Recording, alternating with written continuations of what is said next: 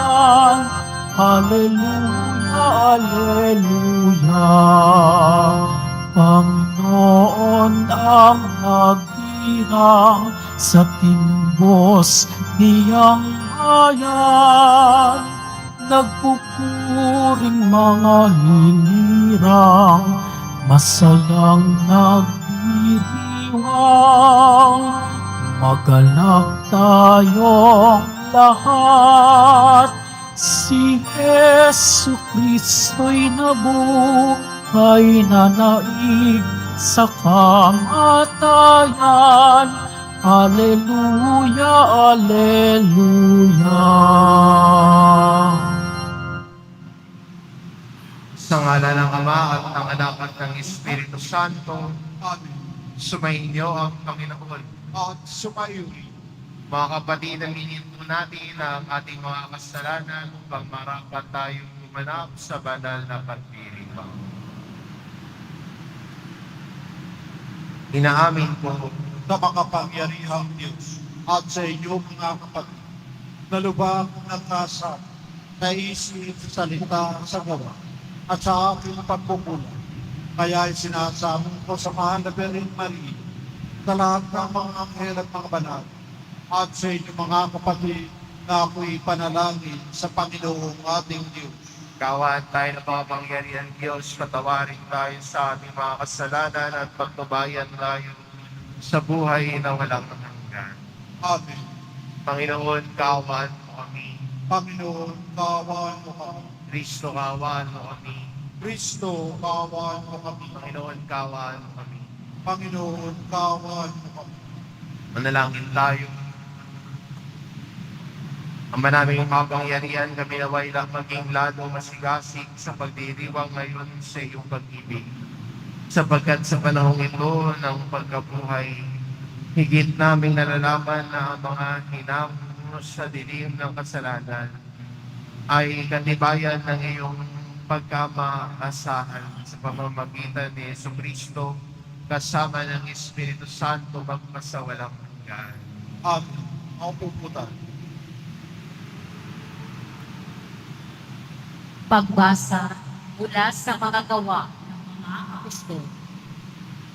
Noong mga araw na iyon, si Felipe ay inutusan ng isang anghel ng Panginoon. Pumunta nga agad sa timog sa daang patungong Gaza mula sa Jerusalem. Ito'y ilang, kaya naparoon si Felipe. Sa darating naman ang isang Ethiopeng Leono. Siya ang tagapumahala sa lahat ng kayamanan ng nandaking Orena ng Ethiopia. Nagpunta siya sa Jerusalem at sumamba sa Diyos. Siya ay pauwi na noon nakasakay sa isang karwahe at nagbabasa ng aklat ni Propeta Isaías. Sabayan mo ang sasakyang iyon, sabi ng Espiritu kay Felipe. Patakbong lumapit si Felipe at narinig niyang binabasa ng iyon ko ang aklat ni Propeta Isaías. Kaya tinanong niyo ang iyon ko. Nauunawaan ko ba ninyo ang inyong binabasa? Paano kung maunawaan ito kung walang magpapaliwanag sa akin? Sagot nito. At si Felipe, inanyayahan niyang sumakay sa karwahe at umupo sa tabi niya. Ito ang mahanginang kasulatan na binabasa niya. Kung paanong walang imig ang tupa na dinadala sa patayan o ang kordero sa harapan ng magkukupi. Gayon din naman, hindi siya nagbuka ng kanyang bibig. Siya'y minama at pinagkaitan ng katarungan. Walang maitatala tungkol sa kanyang mga inapo, sapagkat initil dito sa lupa ang kanyang buhay. Sabihin mo nga sa akin, ika ng iyon ako kay Felipe, Sino ba ang tinutukoy dito ng propeta? Sarili ba niya o iba? Buhat sa kasulatang ito'y isinalaysay ni Felipe ang mabuting balita tungkol kay Jesus. Nagpatuloy siya sa paglalakbay at dumating sa isang lugar na may tubig. May tubig dito, sabi ng iyon. Ako ba'y hindi pa maaaring tinyagan? Sinabi sa kanya ni Felipe, maaari kung sumasampalataya ka ng buong puso. Sumagot siya, sumasampalataya ako na si Jesucristo ang anak ng Diyos. Pinatigil ng iyon ako ang karuan. Lumusong silang dalawa sa tubig at bininyagan siya ni Felipe. Pagkaahon niya sa tubig, si Felipe kinuha ng Espiritu ng Panginoon. Hindi na siya nakita ng iyon ako na nagpatuloy naman sa kanyang paglalakbay na tuwang-tuwa. Namalayan na lamang ni Felipe na siya'y nasa Azot. Mula roon, ipinangaral niya ang mabuting balita tungkol kay Jesus sa lahat ng bayang dinaraanan niya hanggang sa marating ang Cesarea. Ang salita ng Diyos. Salamat sa Diyos. Sang kalupaang nilalap, galak sa puoy isigaw. Pang kalupaang nilala, galak sa puwing sigaw. Ang lahat ng bansay magpuri sa Diyos. Inyong iparinig, papuring malubog. Iningatan niya tayo pawang buhay. Di tayo magsak, di niya binayaan. Pang kalupaang nilala, galak sa puwing sigaw. Lapit at makinig ang nagpaparangal sa Diyos at sa inyo'y aking isasaysan. Ang kanyang ginawang mga kabutihan. Noong ako'y balisa, ako ay tumaing. Tumaing sa Diyos na dapat purihin. Handa kong purihin ng mga awitin. Pang kalupaang nilala, galak sa puwing sigaw. Purihin ang Diyos, siya'y papurihan. Yamang ang daing ko'y kanyang pinakinggan. At ang pag-ibig niya ay aking kinamtan. Pang kalupaang nilala, galak sa puwing sigaw. Tumayo po tayo.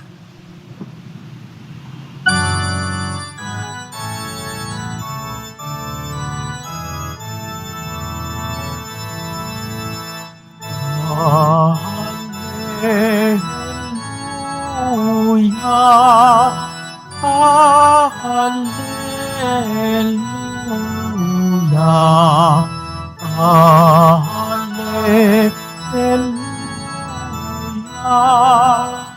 hallelujah, hallelujah.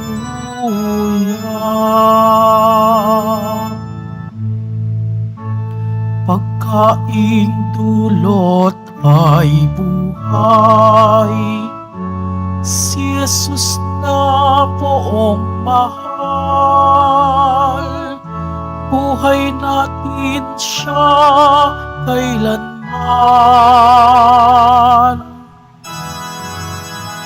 Hallelujah, hallelujah, hallelujah, hallelujah. Sumayin niyo ang Panginoon. At sumayo rin. Ang mabuting balita ng Panginoon ayon kay San Juan. Papuri sa iyo, Panginoon. Noong panahon ngayon, sinabi ni Jesus sa mga tao, Walang makalalapit sa akin malibang dalhin siya ng amang nagsugo sa akin. At ang lalapit sa akin ay muli kong bubuhayin sa huling araw. Nasusulat sa aklat ng mga propeta, at silang lahat ay tuturuan ng Diyos. Ang bawat nakikinig sa Ama at nagtuturo ay lalapit sa akin. Hindi ito nangangahulugang may nakakita na sa Ama.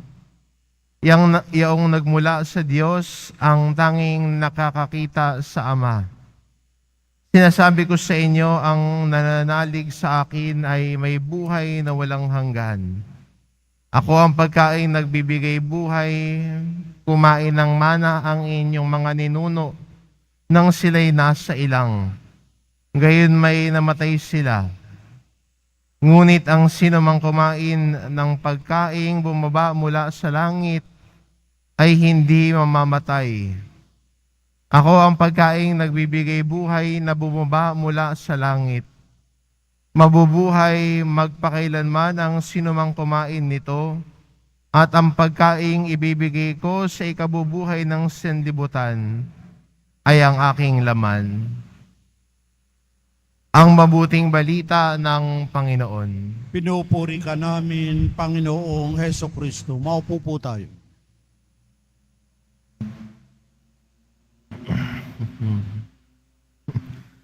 Maganda ng pagbigyan pansin sa ating pagninilay ang ating unang pagbasa at patuloy pa rin sa panahong ito ng Pasko ng Muling Pagkabuhay na pinagdinilayan natin ang buhay ng unang simbahan. Ang simbahan na ang mga apostol ang nagsimula. Inatas sa kanila ni Jesus ang kanilang misyon na ipahayag at ipakilala si Jesus sa lahat. At sa pagkakataong ito sa ating unang pagbasa ay nakatagpo ni Felipe ang isang eunuko at pinakilala na nagbabasa ng sulat ng libro ni Propeta Isaías. Pero maganda rin ang ginawa dito ni Felipe nung siya'y sinugo ng Espiritu Santo, na ginabayan niya itong yunukong nais sumumpong sa mukha ni Jesus, makilala sino si Jesus at tanggapin si Jesus. Maganda rin sa buhay natin bilang Kristiyano, sana wag nating malimutan ang ating misyon bilang Kristiyano, na hindi lamang tayo nagdadasal, hindi lang tayo nagsisimba at nagdedebosyon. Pero ang lahat sana ng ito ay magdala sa atin patungo sa isang misyon. At ang misyon natin ay ipakilala si Jesus sa iba. Ang misyon natin na isabuhay ang ating pananampalataya. At medyo nagkukulang tayo pagdating sa pagmimisyon. Kasi ang una nating iniisip, pag misyon ay kailangan pumunta ka sa sa malayong lugar, kailangan mong pumunta sa ibang bansa. Pero sa totoo lang, ang simpleng pagpapahayag sa iyong kaibigan, ang simpleng pagbabahagi ng iyong pananampalataya sa mga tao nakakasalamuha mo araw-araw, yun na yung misyon eh.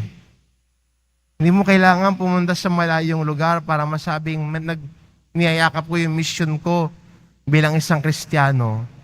Kung asan ka ngayon, kung saan ka dinadala ng Panginoon, sino yung mga nakakasalamuha mo ngayon, doon ka tinatawag ng Diyos para magmisyon.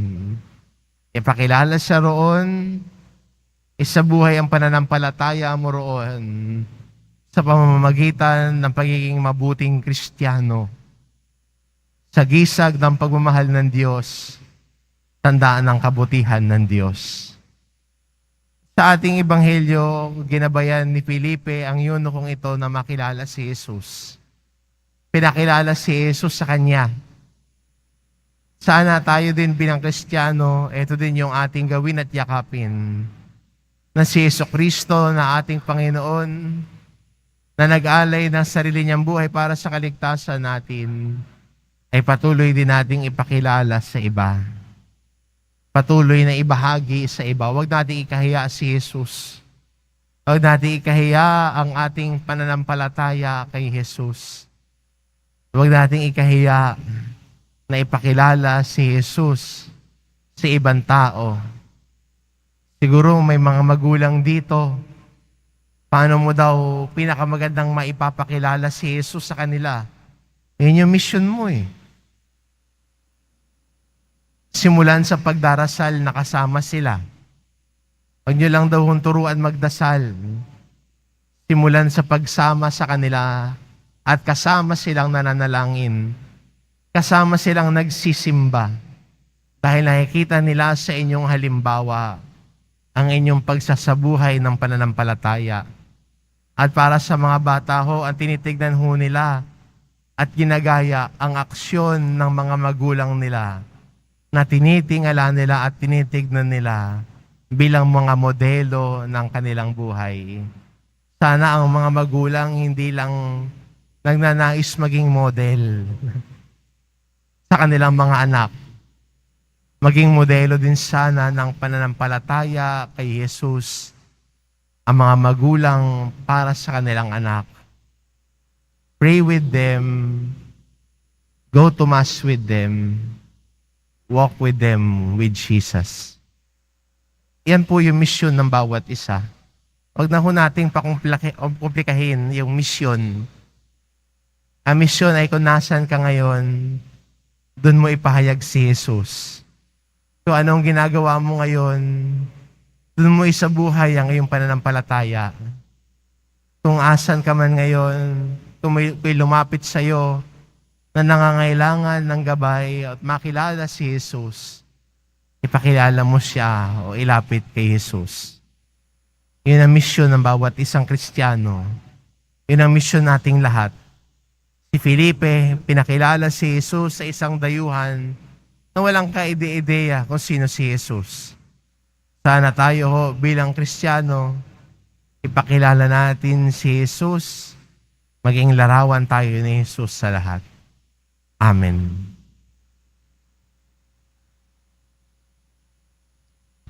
Tumayo po tayo.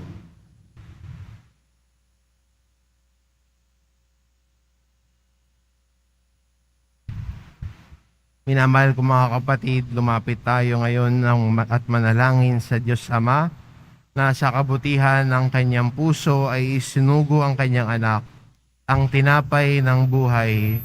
Ang ating itugon, Ama, turuan mo kami sa pamamagitan ng iyong anak. Ama, turuan mo kami sa pamamagitan ng iyong anak. Ang bayan ng Diyos na pinalalakas ng Eucharistia, naway magkaisang mamuhay sa pananampalataya at pag-ibig. Manalangin tayo. Ama, turuan mo kami sa pamamagitan ng iyong anak. Sa pagtanggap natin sa Eucharistia ng may pagpapahalaga, naway mapalalim natin ang pag-ibig sa isa't isa. Manalangin tayo. Ama, turuan mo kami sa pamamagitan ng iyong anak. Tayo naway hindi magkulang sa pagbabahagi ng mga biyaya sa mga nangangailangan at sa gayon ay makatulad tayo ni Kristo na nag-alay ng sarili. Manalangin tayo. Ama, turuan mo kami sa pamamagitan ng iyong anak. Ang mga may karamdaman sa katawan at pag-iisip, naway palakasin ng kanilang pagtanggap sa katawan at dugo ni Kristo sa Eucharistia. Manalangin tayo. Ama, turuan mo kami sa pamamagitan ng iyong anak. Ang mga yumao, naway makabahagi sa ipinangakong piging sa langit ng Panginoon. Manalangin tayo. Ama, turuan mo kami sa pamamagitan ng iyong anak. Ama naming makapangyarihan, patnubayan mo kami sa aming paglalakbay at tulungan kaming lumakad sa daan ng iyong anak na si Jesus, na siyang tinapay ng buhay. Inihiling namin ito sa pamamagitan ni Kristo na aming Panginoon. Amen. Maupo po tayo.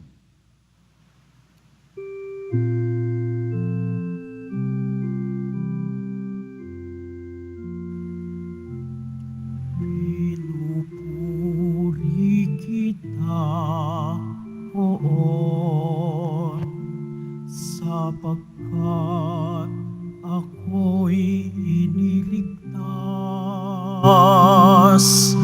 Mga kaaway di makuhang matuwa mula sa libingan. Tanggapin mo, O Panginoon, ang alay ng bayang nagdiriwang. Puhunan mong bigay ang alak at tinapay, handog ng pagkabuhay.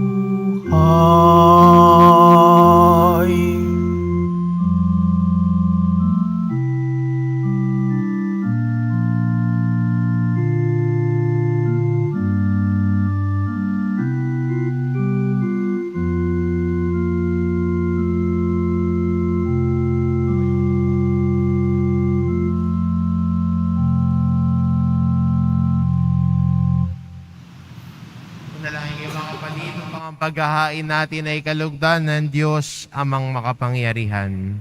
Tanggapin nawa ng Panginoon itong paghahain sa iyong mga kamay, sa kapurihan niya at karangalan, sa ating kapakinabangan at sa buong sambayanan niyang banal.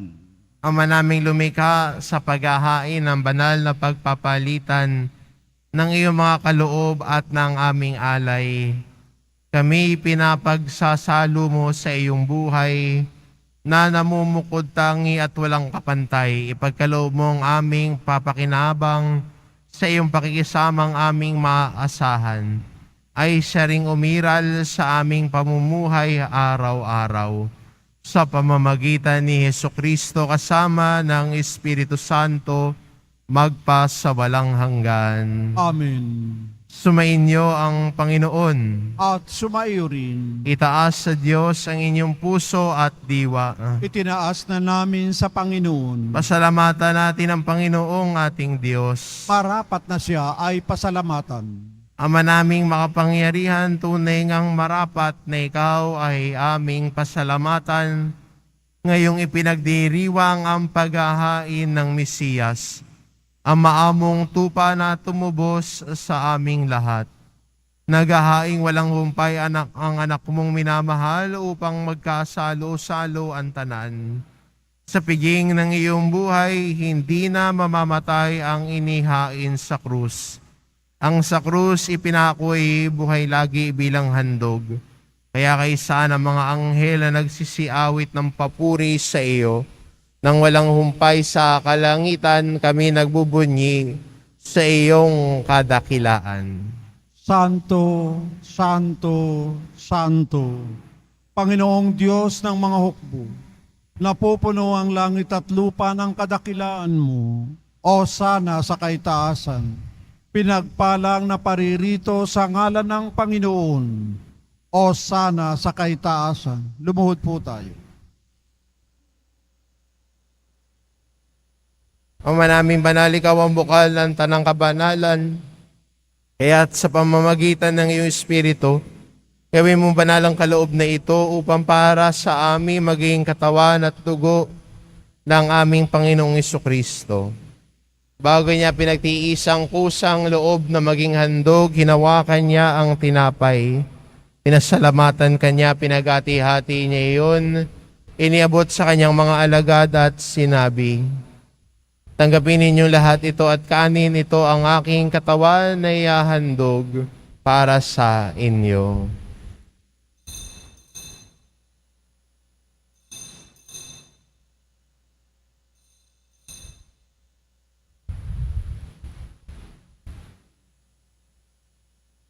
Kaya hindi naman na matapos ang hapunan, hinawakan niya ang kalis, muli kanyang pinasalamatan. Iniabot niya ang kalis sa kanyang mga alagad at sinabi, "Tanggapin ninyo lahat ito at inumin. Ito ang kalis ng aking dugo ng bago at walang hanggang tipan. Ang aking dugo na ibubuhos para sa inyo at para sa lahat, sa ikapagpapatawad ng mga kasalanan. Gawin ninyo ito sa pag-alala sa akin."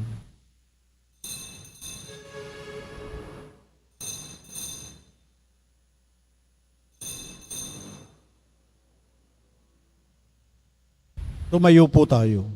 Pagbunyi natin ang misteryo ng pananampalataya. Si Kristo'y namatay, si Kristo'y nabuhay, si Kristo'y babalik sa wakas ng panahon. Ama, ginagawa namin ngayon ang pag-alala sa pagkamatay at muling pagkabuhay ng iyong anak. Kaya inaalay namin sa iyong tinapay na nagbibigay buhay at ang kalis na nagkakalob ng kaligtasan. Kami nagpapasalamat dahil kami yung minarapat na tumayo sa harap mo. Para maglingkod sa iyo, isinasamo namin kaming magsasalo-salo sa katawan at dugo ni Kristo ay mabuklod sa pagkakaisa sa pamamagitan ng Espiritu Santo. Ama, lingapin mo ang iyong simbahang laganap sa buong daigdig, puspusin mo kami sa pag-ibig. Kaisa ni Francisco na aming Papa at ni Jose na aming Obispo at ng Tanang Kaparian. Alalahanin mo rin ang mga kapatid naming nahimlay na may pag-asang sila'y muling mabubuhay, ngayon din ng lahat ng mga pumanaw. Kaawaan mo sila at patuloyin sa iyong kaliwanagan. Kaawaan mo at pagintapatin kaming lahat na makasalo sa iyong buhay na walang wakas. Kaisa na mahal na Birheng Maria na ina ng Diyos ng kabiyak ng puso niyang si San Jose, kaisa ng mga apostol at ng lahat ng mga banal, na namuhay dito sa daigdig ng kalugod-lugod sa iyo. May pagdiwang nawa namin ang pagpupuri sa ikararangal mo sa pamamagitan ng iyong anak na aming Panginoong Jesucristo. Sa pamamagitan ni Kristo kasama niya at sa Kanya ang lahat ng parangal at papuri ay sa iyo. Diyos amang makapangyarihan kasama ng Espiritu Santo, magpasawalang hanggan. Amen. Sa tagubilin ng mga nakagagaling na utos sa turo ni Jesus na Panginoon natin at Diyos, ipahayag po natin ng lakas loob. Ama namin, sumasalangit ka. Sambahin ang ngalan mo. Mapasa amin ang kaharian mo. Sundin ang loob mo dito sa lupa para nan sa langit. Bigyan mo kami ngayon ng aming kakanin sa araw-araw at patawarin mo kami sa aming mga sala para ng pagpapatawad namin sa nagkakasala sa amin. At huwag mo kaming ipahintulot sa tukso at iadya mo kami sa lahat ng masama. Nihiling namin kami adya sa lahat ng masama, pagkalooban ng kapayapaan araw-araw, iligtas sa kasalanan at ilayo sa lahat ng kapahamakan. Samantalang aming pinananabikan ng dakilang araw ng pagpapahayag ng tagapagligtas naming si Jesucristo. Sapagkat iyo ang kaharian at ang kapangyarihan at ang kapurihan magpakailanman. Amen. Panginoong Jesucristo, sinabi mo sa iyong mga apostol, kapayapaan ang iniiwan ko sa inyo, ang aking kapayapaan ang ibinibigay ko sa inyo. Tungayan mo ang aming pananampalataya at huwag ang aming pagkakasala. Pagkalooban mo kami ng kapayapaan at pagkakaisa. Ayon sa iyong kalooban, kasama ng Espiritu Santo magpasawalang hanggan. Amen. Ang kapayapaan ng Panginoon ay laging sumainyo. At sumaiyo rin. Magbigayin kayo ng kapayapaan sa isa't isa.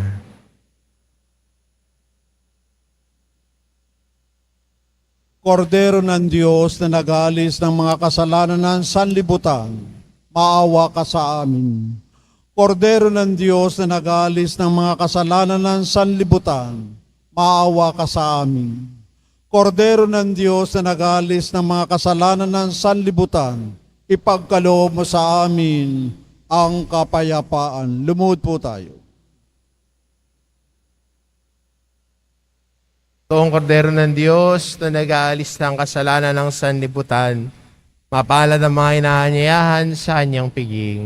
Panginoon, hindi ako karapat-dapat na magpatuloy sa iyo, ngunit sa isang salita mo lamang ay gagaling na ako.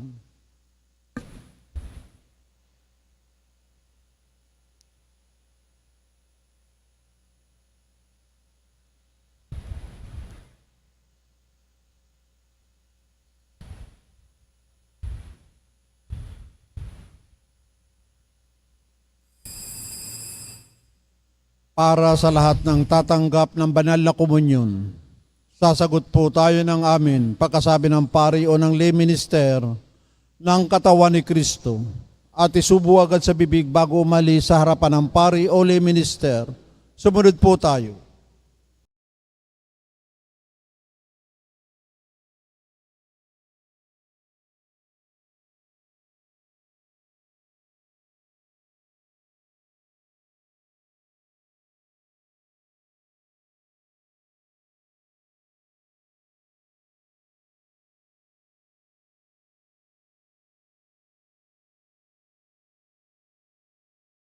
Manalangin tayo. Ama naming mapagmahal, manatili kang kapiling ng iyong sambayanan na ngayoy pinapakinabang mo sa iyong sariling buhay at gawin mo kaming pasulong na makahakbang mula sa dati naming pagkamakasalanan patungo sa pagbabagong nagdudulot ng iyong kabutihan. Sa pamamagitan ni Jesucristo kasama ng Espiritu Santo magpasawalang hanggan. Amen. Sumainyo ang Panginoon. At sumayo rin. Mahal na pong Jesus Nazareno, inihag mo sa pamamagitan ng krus ang walang maliw na pag-ibig ng Diyos sa sangkatauhan. Pakinggan mo ang kahilingan ng iyong angka na nagsusumamo sa iyo. Makakamtanawa nila ang iyong katugunan at tanggapin ang kasagutan na may utang na loob na tinatanaw. Basbasan din po ninyo mga may daladala nilang imahen at dasalan sa pamamagitan ng bendisyon na ito, naway maalala nila ang mga pangako nila noon sa binyag na ikaw ang kanilang iibigin at pagdilingkuran. Bilang Panginoon, magpasawalang hanggan. Amen. At pagpalain kayo ng ating mapagmahal na Diyos, ang Ama, at ang Anak at ng Espiritu Santo. Amen. Kumayo kayo at taglay ang kapayapaan ng Poong Jesus Nazareno. Salamat sa Diyos.